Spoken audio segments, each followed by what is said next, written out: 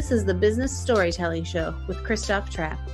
Name a top 20 storytelling podcast and a top 5% podcast globally. Christoph chats with thought leaders and experts to share tips and tricks that can help you tell your company's stories better to drive business results. Available wherever you listen to podcasts, live streamed on major social media channels, and part of the DB&A television network. Available on most U.S. television sets and streaming on Roku and Amazon Fire. Here's Christoph with today's episode. Let's go. Let's go, business storytellers. Hey, how's everyone doing? Today, we want to talk about accountability. Now, you guys keep me very accountable to keep this show going because you guys are tuning in. Now we have a podcast, we have a live stream, we write articles. Sometimes we turn it into book chapters. How can you stop? It's really hard, right? Because you guys are expecting it. But let's be honest, when it comes to content strategy, accountability and keep going is important. And you know what? You know how many episodes the average podcast has before they give up? 7. Is there anything in life you can do 7 times and think it will be a success? I don't think so. So today we want to talk about accountability. Holly Adams of hollyadamsconsulting.com. You can check her out there. She's an expert on building employees and companies, and she has an accountability checklist. So you can actually download that from her website. And we want to talk about how do we hold each other accountable? How do we do it in a way that's not so bossy, I hope? And how do we build that culture to move forward together? So let's get her on the show here. Holly Adams, welcome. I always like to give my guests a fist bump since we can't handshake anymore. Thanks for COVID. How are you doing today? And tell me about why is accountability such an important topic? Hey, thanks, Christoph, for having me. It's great to be here. I think one of the things that, just from a consulting perspective, the common theme that I run into is a way to help people hold themselves accountable. And this check-in form has evolved over the years. It started probably about 15 years ago, and I use it myself. So I still use it personally and professionally to hold myself accountable to find themes. So it was a gentle way, like you mentioned in the intro, how to respectfully hold each other accountable. So this was the way that I do that. What's interesting about the form too, so on the form you have, what are some of your top wins? What are, some of the other things you need to talk about for the week? And what I find interesting, now I am a marketer, right? So I always find a way to market something, whether I want to or not. But when I actually do something like this every week, and what I found is even when you're on vacation in content strategy, there are still wins you can report for the week, not related to the vacation. So I want to be clear about that. But you know what I mean? Because if you do it well, it keeps going, right? There's always something you can report and say, well, this article took off, this podcast took off. All of a sudden, we're ranking for a new term. So, but how do you get past it being, I don't know, bossy or bossy might be the right term, right? Like, tell me what worked well this week and what didn't work well, and how do we get past that top-down mentality, for lack of a better term? That's not the intent of it, correct? Correct. I think the intent is to offer an opportunity for reflection. And one of the things that was really important as I incorporate this from a training and coaching perspective is that it couldn't be one more thing. It could not be one more thing added to the to-do list that didn't add value. So I look at it as an opportunity. So right on the form, I say it can't take more than 5 or 10 minutes. So it's really a reminder not to overthink things and to identify high level items. So kind of the big ticket things. And related to the reflection value, I would also say it offers an opportunity to spot trends. So when you have data points and you collect data over time, and this is one of the things I warn I warn clients about is the first couple weeks that you do it, it probably will feel very probably minuscule in terms of like, why am I doing this? It feels very superficial. These are just, 3 or 4 things per topic area. I don't necessarily see the longer term value in doing this, but over time, those data points build on each other, and it's so much easier to spot trends about what you're doing well. So what your strengths are in terms of your hits, and also when things maybe repeatedly appear on your misses list. Are there trends? Is it related to a specific project? Is it related to a specific person or department?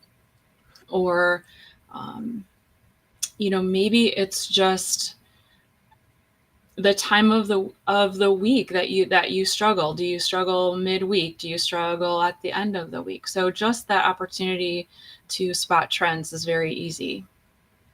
Well, and who doesn't struggle at the end of the week, right? We're ready for the weekend. But I know what you mean. What I find interesting too is about the focus on priorities, right? And this is, when I have one team comes to mind, we don't have to name names here, but there was always a person that says, "What are my priorities?" And I would say, "Well, what's on your plate?" Like, I need a little bit more context of what's even going on. But I think what is good when you talk about what's your focus on, are we actually in alignment, right? If, for example, if I'm setting the strategy and the strategy is X, and last week maybe it was Y, we don't have to get into how often people should change strategies, but stuff changes, right? So if I say I'm working on X and I'm thinking you should be working on Y, we should talk about that, right? I mean, that's another way to not just be accountable, but also be set up to be successful, I suppose. And that's a perfect lead in. So let me tell you about how it started. So it started when I worked for a president of a company who was very, if you're familiar with the DISC assessment, he was a very high D. So very much focused on results and very driven. And he was amazing. And but he would not be one of those people that would set up meetings just to set up meetings. So this became our opportunity to for him to have line of sight to what I thought was on my priority list, knowing that he had a different perspective of maybe the whole organization. So he was the president of the company. So and this was started from an HR perspective. I would list out what I thought my priorities were. And I would say 95% of the time, I was pretty accurate about what my plans were, what my focus needed to be for the next week. But there were a couple of times where he would say, "Hey, I didn't tell you, or you didn't have reason to know that I need you to be in a meeting with this client or customer next week." And it was a prompt for him to help redirect my priority list had I not known that was going to happen. So that's a perfect example of it in action and it working really well. That is a good example. So let's talk about how that works in practice, though. So, for example, in content strategy, especially, right? The more you know about the topic, the better you're going to get at it. Well, you usually, right? If you go too deep into the weeds, honestly, at some point, you might not write for the people who are just entering the field, right? And it's too deep, so that can happen too. But in theory, the more I know my audience, the better my content should be, the more helpful it should be to my company. Now, on the flip side, if I'm changing who I'm trying to reach, or I need to change up my content or my content assets, sometimes I don't want to say it's a culture shock, but a little bit, right? Because now you're so deep into knowing your audience, and now all of a sudden you have to refocus. What tips do you have for employees, especially who didn't have any input, which that's fine for the purpose of this discussion, I guess, that something changed? How do you refocus and how do you do it quickly, I guess? So I use this form at the end of every week. It's a way for me to reflect on the previous week. So thinking about a Monday through Friday, and I would say that it just the form or the concept is a way to redirect the conversation if needed. It allows for a dialogue. And that's, I guess, the simplest way that I can think about it is that it offers that feedback loop at the bottom of the page. And again, this is one of those things that evolved over time. It's checking in on previous action items or expectations. So this, maybe it's not filled out every week. Maybe the agreed upon timeline was we're going to take a deeper dive once a month or maybe once a quarter. So I would offer that as a way to kind of, like you said, in practice, what does that look like? And I would say it offers an opportunity for dialogue around those things. So I think it's actually really difficult to sometimes remember what my 3 wins were for the week or my 3 losses. I mean, some are pretty obvious, right? Like something happened and just in the back of your mind doesn't make a difference. But sometimes I'm like, oh, that was a really big win. I almost didn't think about that was in the last week. So I don't know what the right timeline is. I think for content people, it probably is weekly. If you're like in a media environment, might even be daily. I don't know if that's too much, but like some kind of check-in, because stuff just moves so fast. But how well, so the importance is that whoever gets the form, whoever reviews whatever you filled out, they actually have to review it. So are leaders struggling with that? Or, I mean, I know I've worked with people and anything you send to them, they don't even look at, or, I mean, how do we get around that? Is that just Yeah, so personality? that's a great question. So part of the purpose of this check-in is to make it simple enough that people will actually complete it and that the person on the other end will actually review it. So that's a first, I would say, warning sign if people aren't utilizing it. It's checking in as to why. So either they're not putting enough information within the form, or they're not clear enough on what truly, we're holding ourselves accountable to, or on the other end of the spectrum, we're putting too much effort or too much attention to this form when it's meant to be a very high level check-in. And again, that opportunity for conversation. I would also add, I've done this on my own. I've used this within employment settings and employee and employer relationships. But for those that are doing this on their own, it's a way to end the week. And it's also a way to check in on any metrics that you're using. So like you said, from a content perspective, maybe once a week isn't enough if things are moving too quickly.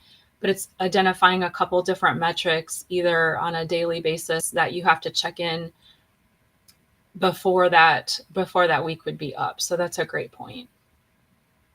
Interesting. And how often does it happen that people don't know what their wins are? I mean, for example, of course, when you're the boss, when you're the leader, the manager, whatever, you might think of wins differently than I might think of wins, right? So if I'm doing something, I'm like, yeah, I mean, that's just like what I'm supposed to be doing, right? Is that really a win? But then when the boss sees it, they're like, that's totally a win. I mean, it can also be line aside coaching opportunities, right? But how do people struggle or not struggle with realizing what's a win and what's not a win? What is a win? I would ask I would ask that be early defined, right, in the relationship. What is it that how are you defining success? So, Christoph, what does success look like for you? Are you looking at this from a business perspective? Is it impact? Is it financial? Is it reach? Defining what that is. Is it emotional? All of those things. And that can all be true and accurate. the value comes in when you are looking at that employer relationship. Are you in alignment? Does success mean the same thing for you as an employee as it does as an employer or manager? If you are on your own, are your wins translating into the impact that you want to have as as a business owner? So the conversation maybe happens differently. It happens within, maybe instead of externally. But that's a fantastic point. So I think there's a gazillion wins you can come up with every day, every week. I'll give you an example. Oops, I just did it. This week, my win is I didn't speak on mute, right? On a show. Haha, I was speaking on mute there for a second. But seriously, if you are hosting a podcast and every week or for 2 weeks you make the same stupid mistake, and being on mute is a stupid mistake by now, honestly. Um, you should call that out. I finally figured out a way how to fix this problem. So, I mean, that's like a super little win, but it can make the content better, right? I mean, so everybody has those experiences. It's just, you have to figure out how to identify them and remember them when you fill out the form. Absolutely. And who wouldn't be, oh gosh, what a great problem to have, right? If you had too many wins, if you couldn't fit all your wins on one page, that'd be a great problem, huh? Well, it depends. It's a good problem, but it's not a good problem for the person who has to read them all, I guess, right? And if That's true. if it's a big book. Now, on your accountability checklist, I mean, you're basically asking people to just have bullet points, right? Don't go too deep, Yes. just go deep enough. How do people struggle with that, or do they? I know people who can't say anything in less than 300 words. I mean, you ask them how the weather is, and you're going to get a 300-word answer. What tips do you offer there? Do people not struggle with that? I think they struggle initially with understanding what we're going to do with it. And the value is having some trends over time. But I would say that there might be some struggles in the beginning to be concise enough. But I literally ask people, if they're struggling with that, to set a timer. Set a timer for 10 minutes. And if it's taking you longer than that, you're probably overthinking it. Or another way that we've combated that is maybe truly a week is too long for you to think about. Your life moves too fast. Work moves too quickly for you to maybe capture everything or reflect on everything. In those circumstances, I've asked people to sticky note one thing a day so that you're looking at more data points and being able to pick out maybe more valuable ones. But truly, if forgetting or maybe not being able to process that much information, chunking it down into more meaningful bites is way powerful. And we have options now in terms of literally some people would do it on a sticky note. Some people might pull out their phone and open up a notes tab or something, or some type of application to collect that information. There are so many ways. Notebooks. Some people are pretty old school that way. Just finding out whatever will work for them is something that needs to be sustained. So talking through that. Absolutely. I'm not a big fan of paper. I prefer everything digitally. So that's kind of my MO. But I know, like my wife, for example, everything is on paper, right, including the calendar, which can be frustrating to me because I can't see it. Like, I mean, I can see my boss's calendar, but I can't see her calendar.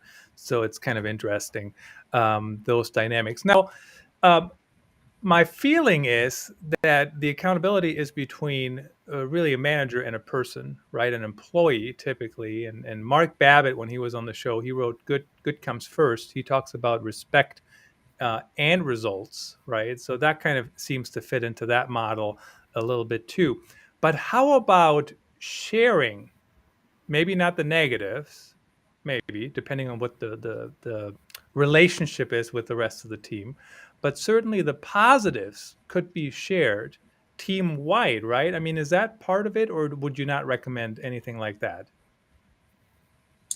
I would absolutely recommend that. And I think that when you are able to share this with more than one person, with more than your manager, that's the next level success, because that helps develop a deeper, respectful relationship in terms of understanding what other people are struggling with, what other people consider wins, and also how to work together in terms of timing.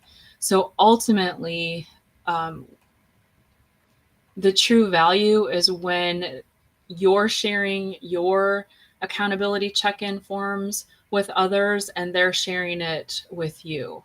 Um, Frankly, I've not seen that happen more than maybe twice, to be able to get to that level where that exchange of information is happening. But that's the ultimate goal in terms of accountability, is that it's a shared accountability. So you have more than one resource, you have more than one person that's helping you, reach your goals and stay focused and stay in alignment. Yeah, I think the alignment thing is becoming more and more important, especially as companies change and move forward and stuff changes. It seems to be way more constant than when I first started my career. Now, let's talk about the misses for a second. So the wins, of course, that's positive. Let's shout it from the rooftops. But when you have a miss, how important? So where's the line between me telling you, Holly, my misses for the week at the end of the week, to when I need to push the panic button or whatever, just to be overly dramatic here, and not wait for the end of the week, but say, Holly, here's a big miss. Help, send help, send help. Where's that fine line between what should go on an accountability form or what needs to be reported, communicated right now? That's a great question. And I think the answer is probably very specific to the organization, to the issue. I would hope that if, like you said, it's a fire, it's an emergency, that the accountability form would be the last thing on anyone's mind in terms of filling it out, or having to put it on the list at that particular time. But I think that that's a great that's a great opportunity to say, I need help right now. It probably will go on my list at the end of the week, but from an accountability form perspective, hopefully that's the last thing on anyone's mind, is having to put that down. I would say the value from a miss perspective is, again, seeing trends. And what I end up doing is using my focus or priorities as a, did I accomplish them or not? So if you look, I guess I look at it in terms of, if my focus for the following week, if those items, the goal is for them to be the wins at the end of the next week. And if those focuses end up in the miss column or the miss line, either I did something wrong or something else happened, or my priorities were out of alignment. So sometimes it's just highlighting the circumstances of the week, that maybe had nothing to do with me. Maybe I wasn't in control of those things, but still understanding I'm responsible for them. If they are a priority, is to bring them back to the forefront, to have that focus. Well, and it also can uncover certain things, like when, if the priority that we agreed on is this for the next week and we didn't get any of it done, why not? And the answer isn't always that it's my fault, but if I had, 25 marketing emergencies because people kept stopping by and pushing other things on me. Maybe the problem isn't my focus, but maybe the company culture or somebody else's focus. So I think that's always it can be difficult to bring up depending on who's doing the interrupting, but certainly worth considering. Holly, in the last 60 seconds here, 75 seconds, tell us, how do people work with you? They can connect with you at hollyadamsconsulting.com. But who would reach out? And of course, the form, you can find the form for download on the website. But how do you work with people? When should they connect with you? Yeah, so my website is a great place to start. I do mostly one-on-one coaching sessions or small groups, so small teams that would need help around accountability or overall development. But like you said, my website is a great place to start. That's always great to hear. Everybody needs a good website. Check her out, Holly Adams Consulting. And you do consulting.com, and you do nationwide, or is it's anywhere, right? I do. That's I guess the benefit of COVID is being able to offer sessions virtually. Yeah, I think people get more and more used to that anyways. Holly, thanks for joining us. Really appreciate it. Thanks for sharing your insights. Yeah. Thank you, Christoph.